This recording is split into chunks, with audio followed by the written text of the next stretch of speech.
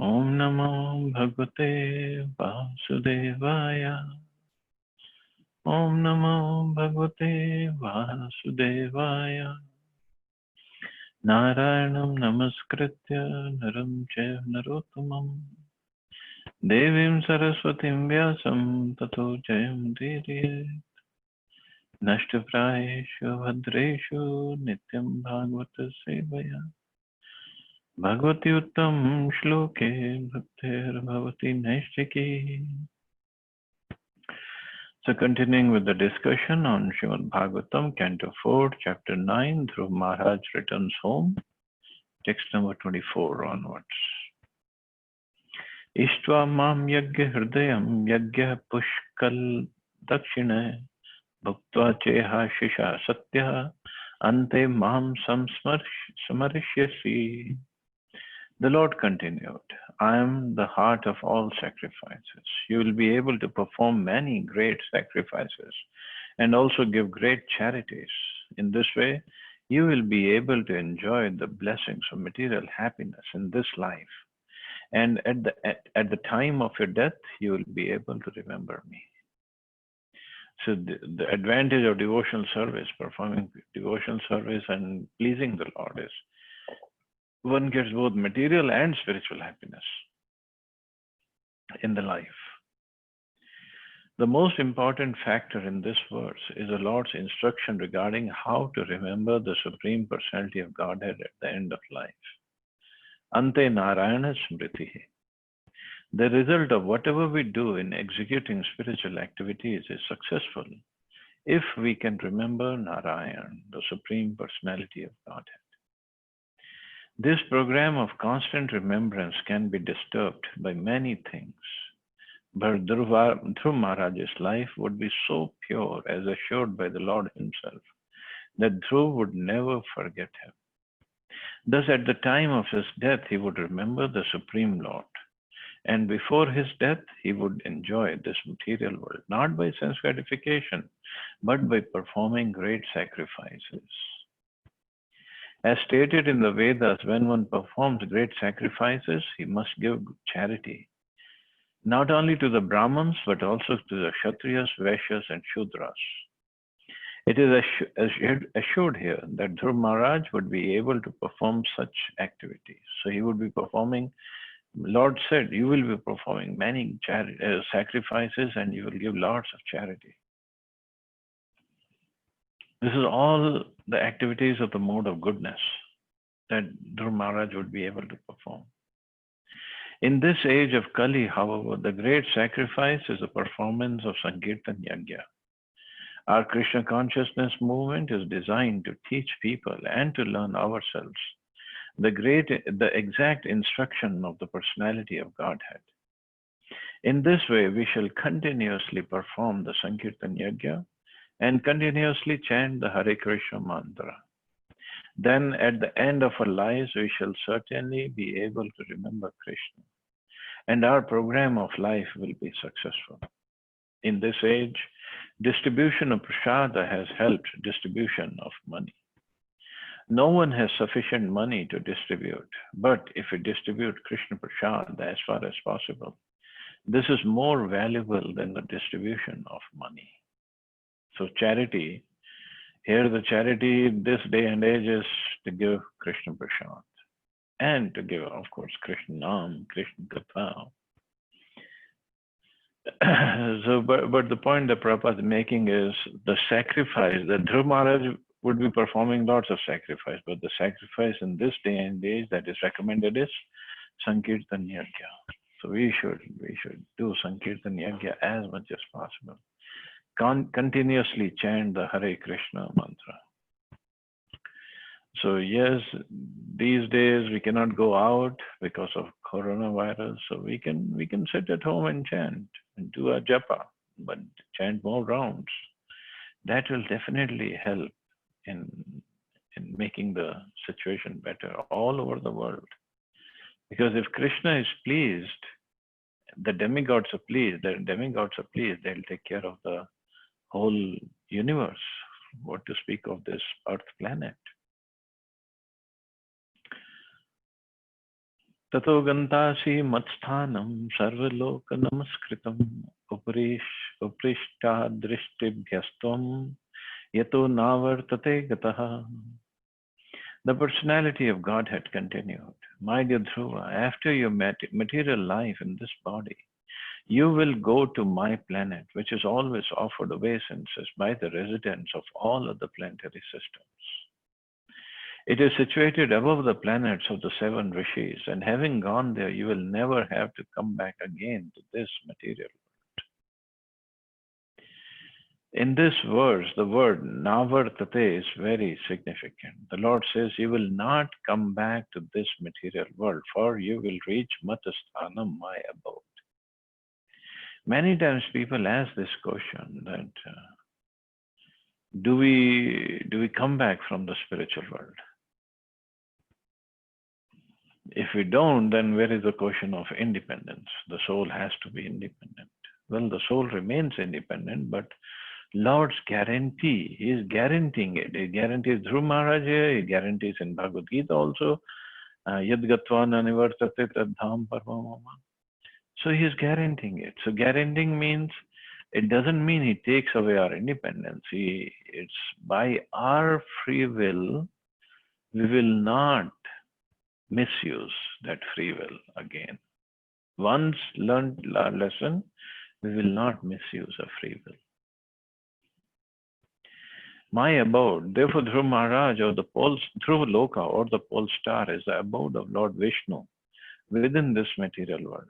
Upon it there is an ocean of milk, and within that ocean there is an island known as Shvetadvip. It is clearly indicated that this planet is situated above the seven planetary systems of the rishis. And because this planet is Vishnu Loka, it is worshipped by all other planetary systems. It may be questioned here that what will happen to the planet known as Dhruva Loka at the time of dissolution of this universe? The answer is simple. Dhruva Loka remains like other Vaikuntha Lokas beyond this universe. Srila Vishwanath Chakravarti Thakur has commented in this connection that the very word navartate indicates that this planet is eternal. So look at the fortune of Dhruva Maharaj, what kind of blessings he is getting. Text 26. Matra uvacha iti architah sa bhagwan ati dishyatmana padam balasya pashyato dhama swam gad garuda dhvajaha. The great sage Maitreya said, after being worshipped and honored by the boy Dhruva Maharaj, and after offering him his abode, Lord Vishnu on the back of Garuda returned to his abode as Dhruva Maharaj looked on. From this verse, it appears that Lord Vishnu awarded Dhruva Maharaj the same abode in which he resides. His abode is described in Bhagavad Gita, Yad gatva na nivartante tad dham paramamama. His dham is param dham. So after giving all the benedictions to Dhruva Maharaj, the Lord left to his abode on Garuda. Soapi sankalpajam Vishnu pad sevopasaditam prapya sankalpa nirvanam nati prityo abhigatvaram. Despite having achieved the desired result of his determination by worshipping the lotus feet of the Lord, Dhruva Maharaj was not very pleased. Thus he returned to his home. So although he received everything that he desired, he was not pleased. By worshipping the lotus feet of the Lord in devotional service as instructed by Narad Muni, Dhruva Maharaj achieved the desired result. His desire was to get a very exalted position, excelling that of his father, grandfather, and great-grandfather. And although it was somewhat childish determination, because Dhruva Maharaj was nothing but a small child, Lord Vishnu, the Supreme Personality of Godhead, is so kind and merciful that he fulfilled Dhruva's desire. Dhruva Maharaj wanted a residence more exalted than any ever occupied by anyone else in his family. Therefore, he was offered the planet in which the Lord personally resides, and his determination was completely satisfied.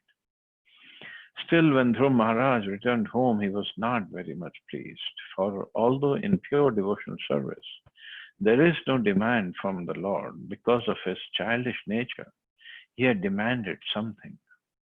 Thus, although the Lord also fulfilled his desire, he was not very pleased. Rather, he was ashamed that he had demanded something from the Lord, for he should not have done this. So that was his mood, that after he got everything, he was like, why did I ask the Lord for some material things? I should have just desired pure devotional service. That's it. So this is the mood of a devotee. He's not after any material benedictions from the Lord. And even if he gets, he's like, I didn't want that. That's not what I wanted. I might have asked for it, but this is not what I wanted. And why did I ask for this? Text 28. Viduruvacha Sudurlabham yat paramam padam harer maya vinasta charanar archanarjitam lavdvapi siddhartha amivek janmana katham swam atma manam anyatarthavit. Shri Vidura inquired, my dear Brahman, the abode of the Lord is very difficult to attain. It can be attained only by pure devotional service, which alone pleases the most affectionate, merciful Lord. Dhruv Maharaj achieved this position even in one life, and he was very wise and conscientious. Why then he was not very pleased? Saint Vidura's inquiry is very relevant. The word arthavit, which refers to one who knows how to discriminate between reality and unreality, is very significant in this connection. An arthavit is also called Paramhansa. A Paramhansa accepts only the active principle of everything, just as a swan accepts only the milk from a mixture of water and milk. A Paramhansa accepts only the Supreme Personality of Godhead as his life and soul, neglecting all external material things. Dhruv Maharaj was in this category, and due to his determination, he achieved the result he desired. But still, when he returned home, he was not very pleased. So, devotee does not want anything except the Lord and his service. That's all. In fact, this was significant in the pastimes of Chaitanya Mahaprabhu, because Mahaprabhu came to give us pure Krishna prem only. That's it. That was his only mission. And his followers, his associates, they also showed by their example that this is the most important or most valuable asset of life, pure devotion service. And that's all one wants. So Mahaprabhu, when he was showing his Mahaprakash Leela at the house of Srivas Thakur, he called for Kholavicha Sridhar. And Kholavicha Sridhar was so poor that in his hut, he had a roof which was basically non-existing roof. There was no roof. In the name of roof, there were some sticks and some leaves on the roof of the hut. And he had only one material possession in the whole hut. And that was an iron pot. And the iron pot was dented at so many places. It was rusted, it was dented, that it is said that even a most desperate thief will not steal it. And that was his whole possession. And he used it for everything. Everything means everything. Drinking water, going to answer nature's call, or maybe cooking something in that. He used it, that part. That's it. And the clothes he would wear was a torn up, thrown away clothes by people who just throw them on the street. And he would just go and gather those clothes and somehow make a dhoti or kopin out of it and wear it. And in the clothes that he was wearing, it would have holes, and there was no way he could stitch those holes. So he would just grab two ends of the holes and make it tie a knot on it. Sometimes even that wasn't possible. He was thin, he was haggard, he was skinny, but he would chant always. Whole night he would chant. In the morning he would do some business of banana leaves, banana fruits, banana uh, trunk. And at night, when he would loudly chant the holy names of the Lord, the neighbors would yell at him that, "Shut up, just keep quiet. We are trying to sleep. We are so that tomorrow we can go get up properly, proper with after having proper rest, and we can make money, and in the evening we can enjoy. But your this loud calling is disturbing us. What does Krishna given you? You should worship Chandi, and she will give you lots of things." And somebody would throw some vegetable at his heart, that just eat it up because you are hungry. You cannot sleep. So that's why you're chanting so loudly. You're disturbing us. Just eat this vegetable and go to sleep. But he would not mind anything what the people said, and he would still perform the services. And when Mahaprabhu performed the Mahaprakash Leela, he knew the heart of Kulavecha Sridhar and how much devotion he had. So he called for Kulavecha Sridhar, and the devotees around him, they didn't even know who's Kulavecha Sridhar. See, the devotion doesn't mean we have to be very popular, that everybody has to know our glories, how great we are, how wonderful services, how many services we have done. No, nobody has to know that.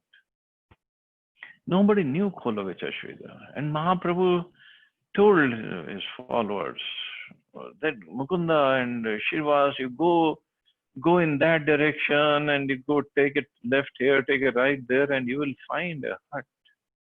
And this Kulavecha Sridhar, just bring him to me. So somehow the devotees went at that place, and they found the hut, and they found Kulavecha Sridhar was sitting and chanting, just loudly calling out the holy names. And they asked, "Kulavecha Sridhar, you are Kulavecha Sridhar?" He said, "Yes."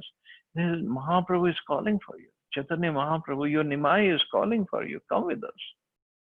And when he heard the name of Nimai, he ran towards Srivas Thakur's house. And he came to the place where Mahaprabhu was displaying his Mahaprakash Leela as a supreme personality of Godhead. So Kulavecha Sridhar offered him obeisances. And Mahaprabhu told him, "Remember, Sridhar, so what used to happen when Mahaprabhu was little boy, Kulavecha Sridhar would had his shop. What shop? There was no building. It was just on the side of the street. He would sell all this banana leaves and whatever. And Nimai would go every day to Kulavecha Sridhar's shop and bargain with him. Whatever price Sridhar would tell him, Nimai would offer half of it, saying, "Oh, you're taking too much money. You're making so much of profit." And Kulavecha Sridhar would laugh. "What's profit? I'm living so simply, so frugally, and you're saying I'm making profit. And this is the best price. It is the lowest price in the whole market I'm giving you." But Nimai would just every day for 2 hours, he would haggle with him and argue with him. And then finally, Nimai would take the items without paying any money. And Sridhar would, and Nimai told Sridhar that one day I will expose you to the world, that how much money you have, how much wealth you have. So that day on Mahaprakash Leela, Mahaprabhu asked him, "Do you remember all this, Kolacha?" Sridhar said, "Yes, my Lord, I do remember." So Mahaprabhu said, "I want to give you some benediction. Ask." And we know Sridhar, he just didn't have anything in the house. Anything. Whatsoever. Nothing. And he said, "I don't want anything." This is the beauty of devotees of Chaitanya Mahaprabhu. He said, "I don't want anything." Sridhar, ask for something. I want to give you some benediction. Ask. If you want, I can give you some villages and make you the tax collector of those villages, and you just collect taxes and you live happily. Kolacha Sridhar said, "I don't want any of those villages. Then I will get my mind will get deviated from your chanting of the holy names. I don't want any villages." Okay, at least ask me that to get the roof of your hut fixed. He said, "There are so many birds, they are living in their nest. They don't have any roof. If I live without a roof on my head, what's the big deal?" This is the mood. So Mahaprabhu kept insisting, "Okay, for my pleasure, ask for something." Now, you know what Sridhar asked? He said, "Okay, if it is for your pleasure, let me always remember that Nimai, that little Nimai who used to come and fight with me every day. Let me just give me benediction that I'll never forget him." That's all. So with these kind of devotees, even Krishna becomes helpless. What to do? I cannot, because they don't want anything, so I cannot give them anything. Because their desire is very strong. That's why Krishna doesn't give pure devotion service so easily, because he himself gets controlled by the devotee's devotional service, by the devotee's mood of serving. He gets controlled because there's so much of love between the Lord and the devotee. And the devotee is always happy in his devotional service. He doesn't want anything, because all he wants is devotional service, and he's happy in that. So this is a pure mode, and that's what Dhruv Maharaj was very upset with him. That why did I even had the desire of attaining a kingdom better than even Lord Brahma's? What kind of devotion service I did? At the same time, devotee, although he doesn't ask for anything, but he's never satisfied with his devotional service. Just like if there is a clean sheet, clean cloth, very fine, nice white cloth, and if there's a very little drop of ink on it, a very little spot of mud on it, a person who's looking at it, he will see, yes, it is. I mean, the person who's wearing it, he will always be thinking of that I have that spot on it. If the whole cloth is muddy or dirty, well, who cares?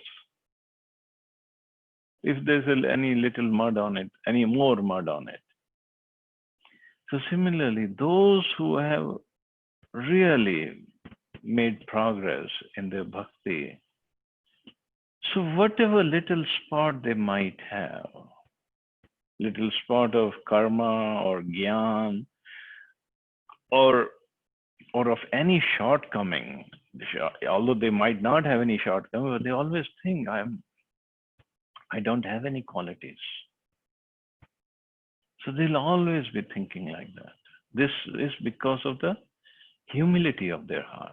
But people like us whose whole cloth, whole dhoti is dirty and more dirt on it, well, okay. See, and then we will be glorifying ourselves. So see how great I am, and I have so much of bhakti. I have done this service and that service, and I have these qualities, and I got this kind of mercy from the Lord. So that's not really bhakti. That's our own self-aggrandizement. But this is what Dhruv Maharaj, and it happened because of mercy of Narad Muni, because he saw the Supreme Personality of Godhead, and his heart became completely pure. So further, Maitreya Rishi is saying, Matu sapatnya vagbana hridi vidhastu tan smaran nechan mukti pater muktim tasmat tap mupeivan. Maitreya answered, Dhruv Maharaj's heart, which was pierced by the arrows of the harsh words of his stepmother, was greatly aggrieved, and thus, when he fixed upon his goal of life, he did not forget her misbehavior. He did not demand actual liberation from this material world, but at the end of his devotion service, when the Supreme Personality of Godhead appeared before him, he was simply ashamed of the material demands he had in his mind. This important verse has been discussed by many stalwart commentators. Why was Dhruv Maharaj not very pleased, even after achieving the goal of life he desired? A pure devotee is always free from any kind of material desires. In the material world, one's material desires are almost demoniac. One thinks of others as one's enemies. One thinks of revenge against one's enemies. One aspires to become the topmost leader or topmost person in this material world, and thus one competes with all others. This has been described in the Bhagavad Gita, 16th chapter, as asuric. A pure devotee has no demand from the Lord. His only concern is to serve the Lord sincerely and seriously. And he is not at all concerned about what will happen in the future. In the Mukund Mala Stotra, King Kulakshekhar, author of the book, states in his prayer, My dear Lord, I don't want any position of sense gratification within this material world. I simply want to engage in your service perpetually. Similarly, Lord Chaitanya in his Shikshashtaka also prayed, My Lord, I do not want any amount of material wealth. I do not want any number of materialistic followers, and nor do I want any attractive wife to enjoy. The only thing I want is that I may engage life after life in your service. Lord Chaitanya did not even pray for mukti or liberation. He's saying, give me life after life, give me birth after birth, but just engage me in your service. So that is a real prayer. But in our case, the prayer is, give me lots of dhan, give me lots of followers, give me very beautiful wife who's Miss India and Mirabai in one, and I just want to enjoy my devotional service, so-called devotional service. And at the end of life, please, my Lord, please take me back home, back to Godhead, because I don't want to suffer anymore in the material world.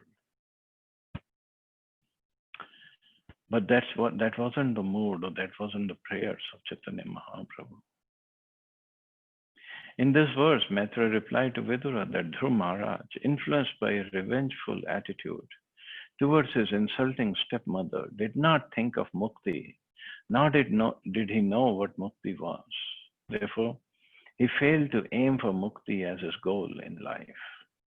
But a pure devotee also does not want liberation. He is a soul completely surrendered to the Supreme Lord and does not demand anything from the Lord. This position was realized by Dhruv Maharaj when he saw the Supreme Personality of Godhead present personally before him because he was elevated to the Vasudeva platform. So Vasudeva platform is the Shuddha Sattva platform. The Vasudeva platform refers to the stage at which material contamination is conspicuous by absence only. Or in other words, where there is no question of the material modes of nature, goodness, passion, and ignorance. And one can therefore see the Supreme Personality of Godhead. Based on the Vasudeva platform, one can see God face to face. The Lord is also called Vasudeva. So Dhruva Maharaj saw the Lord face to face and he offered his prayers. And that's when he got completely purified of any tinge of material desires. And that is actually, everybody is on a different level. Dhruva Maharaj, you cannot compare Dhruva Maharaj with Kulavicha Sridhar. So Dhruva Maharaj, he got completely purified when he saw the Lord. No more tinge of material desire. Although he got everything that he desired, that he didn't even ask for the Vaikuntha planet because he didn't know what the Vaikuntha planet is. But he wanted a kingdom better than Lord Brahma. So Lord Vishnu fulfilled all his desires and gave him pure devotional service. But a devotee, as a devotee, Dhruva Maharaj was ashamed that why did he have this material desire? Dhruva Maharaj's demand was for a position so exalted that it was never enjoyed even by Lord Brahma, his great-grandfather. Krishna, the Supreme Personality of Godhead, so affectionate and kind towards his devotee, especially to a devotee like Dhruva Maharaj, who went to render devotion service in the forest alone at the age of only 5 years, that although the motive might be impure, the Lord does not consider the motive. He is concerned with the service. But if a devotee has a particular motive, the Lord directly or indirectly knows it. And therefore, he does not leave the devotee's material desires unfulfilled. These are some of the special favors by the Lord to a devotee. It all depends upon the Lord. Sometimes he might fulfill the desire. Sometimes he might not even worry about fulfilling the desires. It depends upon the Lord, the devotee's position, the devotee's sincerity. It all depends on many things. But ultimately, it depends on the Lord's mercy, whatever he wants. Dhruva Maharaj was offered Dhruva Loka, a planet that was never resided upon by any conditioned soul. Even Brahma, although the topmost living creature within this universe, was not allowed to enter the Dhruva Loka. Whenever there is a crisis within this universe, the demigods go to see the Supreme Personality of Godhead, Kshirodaksha Vishnu, and they stand on the beach of the milk ocean. So the fulfillment of Dhruva's demand, a position more exalted than that of even his great-grandfather Brahma, was offered to him. So this Dhruva Loka, even Brahmaji is not allowed to go there. Here in this verse, the Lord is described as Muktipati, which means one under whose lotus feet there are all kinds of mukti. There are 5 kinds of mukti: Sayujya, Sarupya, Salokya, Samipya, and Sarshti. Out of these 5 muktis, which can be achieved by any person engaged in devotional service to the Lord, the one which is known as Sayujya is generally demanded by Mayavadi philosophers. They demand to become one with the impersonal Brahman effulgence of the Lord. In the opinion of many scholars, the Sayujya Mukti, although counted among the 5 kinds of Mukti, is not actually Mukti, because from Sayujya Mukti one may again fall down to this material world. So in fact, there are 2 kinds of Sayujya Mukti.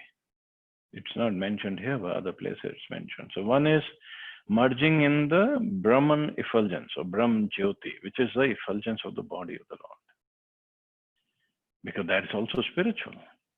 The other Sayujya Mukti is merging inside the body of the Lord. So merging inside the body of the Lord is basically given to the demons that Krishna kills. So of these two Sayujya Mukti, one who merges in the body of the Lord will never come out. Never, never, never, never. That's it. It's done. That's why it's called spiritual suicide. But merging in the Brahm Jyoti, and there's a wonderful shloka in the 10th canto in which is explained that the devotee or the person who has achieved Sayujya Mukti in Brahm Jyoti, he falls down again in the material world.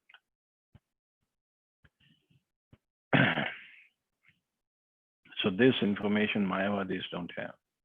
This information we have from Srimad Bhagavatam, 10th canto, 2nd chapter, 32nd verse, where it is said, Patanti Adha, which means they again fall down. The monist philosopher, after executing severe austerity, merges into the impersonal effulgence of the Lord. But the living entity always wants reciprocation in loving affairs. Therefore, although the monist philosopher is elevated to the status of being one with the effulgence of the Lord, because there is no facility for associating with the Lord and rendering service unto him, he again falls into this material world because he cannot go to the higher status of Bhagwan realization. So he falls down. And his service propensity is satisfied by materialistic welfare activities like humanitarianism, altruism, and philanthropy. There are many instances of such fall downs, even for great sannyasis in the Mayavad school. So one who has achieved Brahm Jyoti, even he can fall down. Fall down because he has to come back to again get into the relationship mode. The relationship with the service as the basis. So then he thinks that serving the society, serving humanity, that is the best way. Therefore, Vaishnava philosophers do not accept Sayujya Mukti to be within the category of Mukti. According to them, Mukti means transferal to the loving service of the Lord from one's position of serving Maya. So Muktir Hitva Nitha Rupam Swarupena Vyavastiti. So according to Vaishnava philosophers, Mukti means to be situated in one's constitutional position as servant of the Lord and to serve him. That is Mukti. Lord Chaitanya also says in this connection that the constitutional position of a living entity is to render service to the Lord. That is real Mukti. When one is situated in his original position, giving up artificial positions, he is called Mukta or liberated. In the Bhagavad Gita, this is confirmed. Anyone who engages in rendering transcendental loving service to the Lord is considered to be Mukta or Brahmbhuta. It is stated in Bhagavad Gita that a devotee is considered to be on the Brahmbhuta platform when he has no material contamination. In the Padma Puran, this is also confirmed. Mukti means engagement in the service of the Lord. So not the Mukti, that Sayujya Mukti that the Mayavadis desire. The Vaishnava Acharyas have explained, so real Mukti means to be engaged in the service of the Lord. That is Mukti. Then one is definitely liberated, in a liberated position. He's not entangled by the material modes. The great sage Maitreya explained that Dhruv Maharaj did not desire in the beginning to engage in the service of the Lord, but he wanted an exalted position better than his great-grandfathers. This is more or less not service to the Lord, but service to the senses. Even if one gets a position of Brahma, the most exalted position in this material world, he is a conditioned soul. Srila Prabodhananda Saraswati says that if one is elevated to real, pure devotional service, he considered even great demigods like Brahma and Indra to be on an equal level with an insignificant insect.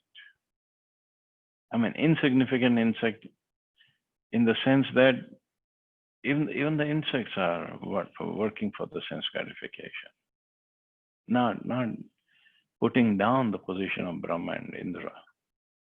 The reason is that an insignificant insect has a desire for sense gratification, and even a great personality like Lord Brahma also wants to dominate this material nature.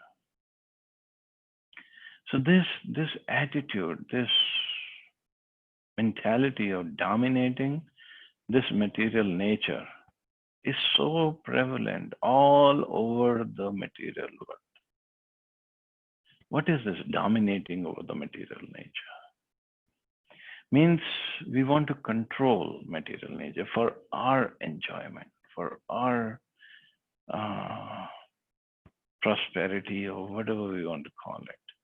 Thinking, I am the lord of this material nature.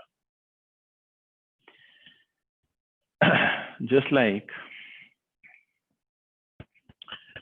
so many people are running businesses. So running business, or well, in India, there are shopkeepers who just continue with the same shop throughout their lives. But here in America, there's so much of cutthroat competition, so much of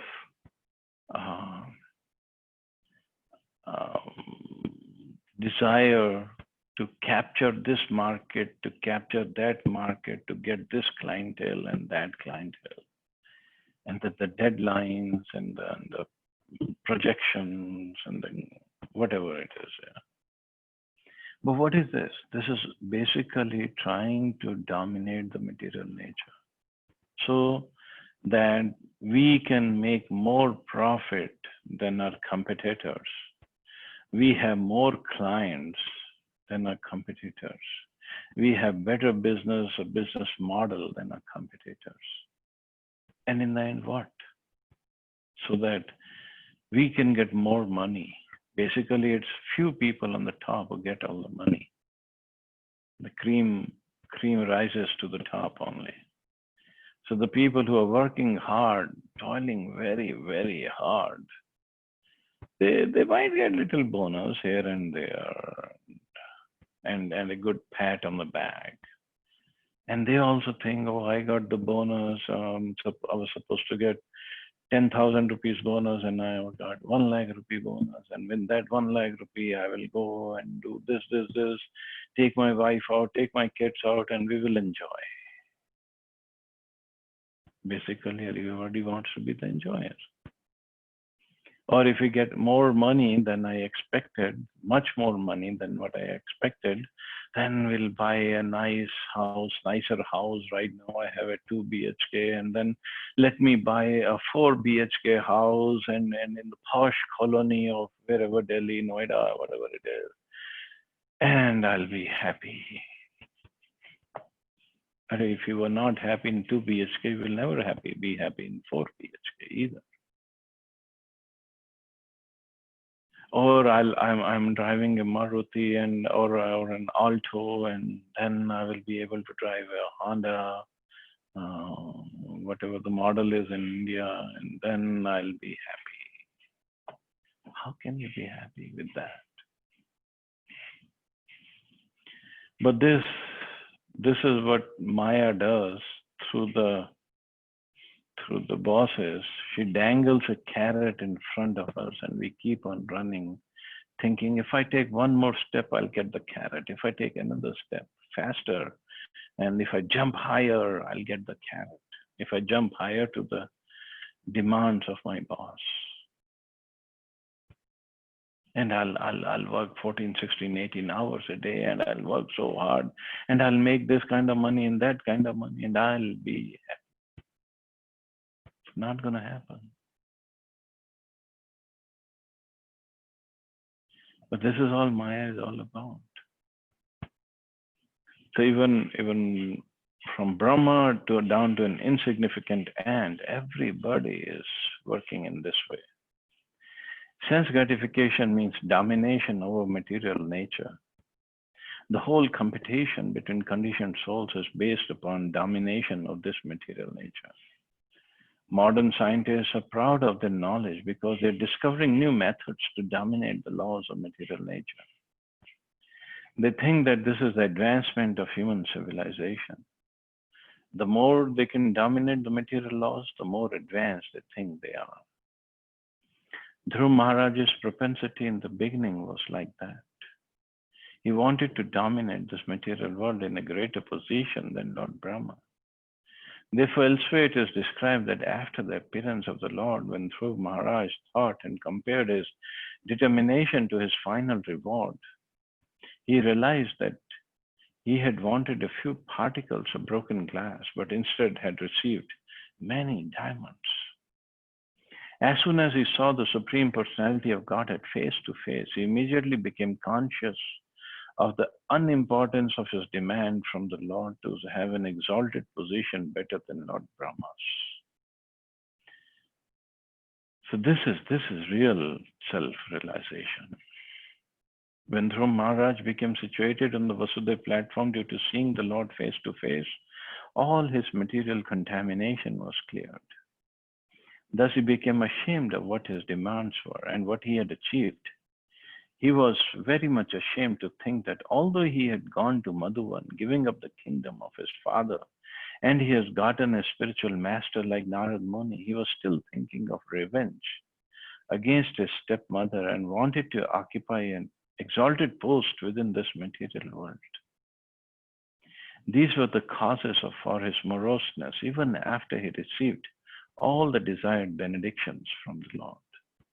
So you think, why did I even think of that revenge and better position than even Brahmaji? When Dhruv Maharaj factually saw the Supreme Personality of Godhead, there was no question of a revengeful attitude towards his stepmother, nor any aspiration to lord it over the material world. But the Supreme Personality of Godhead is so kind that he knew that Dhruv Maharaj wanted these. Speaking before Dhruv Maharaj, he used the word Vedaham because when Dhruv Maharaj demanded material benefits, the Lord was present within his heart, and so he knew everything. The Lord always knows everything a man is thinking. This is confirmed in Bhagavad Gita also. The Lord fulfilled all Dhruv Maharaj's desires. His revengeful attitude towards his stepmother and stepbrother was satisfied. His desire for a more exalted position than that of his great-grandfather was also fulfilled. And at the same time, his eternal position in Dhruv Loka was fixed. Although Dhruv Maharaj's achievements of an eternal planet was not conceived of by him, Krishna thought, what will Dhruva do with an exalted position within this material world? Therefore, he gave Dhruva the opportunity to rule this material world for 36,000 years with unchangeable senses and the chance to perform many great sacrifices, has thus become the most reputed king within this material world. So he ruled for 36,000 years and he did not get old. Means he was not 5-year-old, but he was a young man and he always remained young. He did not get old. And after finishing with all this material enjoyment, Dhruv would be promoted to the spiritual world, which includes the Dhruv Loka. So still Dhruv Maharaj was not satisfied. Why did I think of all the nonsense? Why did I desire all the nonsense things and instead of pure devotion service? So anyway, this is how Krishna works. He might fulfill our material desires, but he'll purify us to that extent that we don't even want to enjoy those material possessions anymore. We would rather use those material possessions in the service of the Lord than to enjoy them in my service.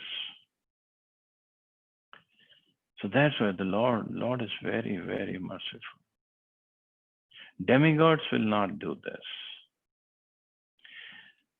The example is given if there's a teenager boy and somehow he got into smoking habit. So if he takes money and goes to a panwala and ask him for a cigarette, the panwala will take the money and give him the cigarette. But if he takes the same money and goes to his father and ask him for a cigarette, father, do we think the father will give him the cigarette? No. Father might slap him, might give him knowledge of why the cigarette smoking is bad, or might engage him in some other service so he can forget the cigarette smoking, or whichever way father will do, where he will try not to give him cigarette, but at the same time try to rectify him. So in the first case, the shopkeeper who gave the cigarette to this boy, they're like demigods. If you pray to them, if you offer some puja, some yajna, then they're bound to give us some material benefits. But the Father is like Krishna. If we want something that is detrimental for us, Krishna will never give. Detrimental for our bhakti? Never. But then if it is, the desire is so strong, and if we throw tantrums, then Krishna might give something, okay, try this, enjoy, and then he'll come back.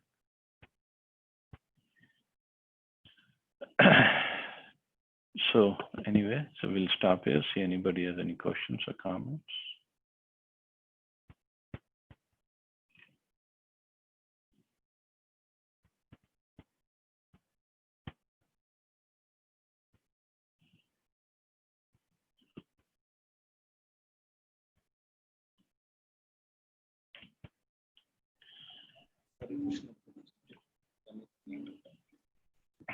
Hare Krishna. Hare Krishna, Prabhuji. Hare Krishna, Mata. Nice example of Panwala and Bhagwan. I'll quote this example. But all Panwalas are not demigods, so please. Yeah. It was just an example. Thank you, Prabhuji. Thank you, Mata. So thank you all very much. You all have a wonderful and safe day. Hare Krishna. Jai Shri Prabhupada. Hare Krishna. Hare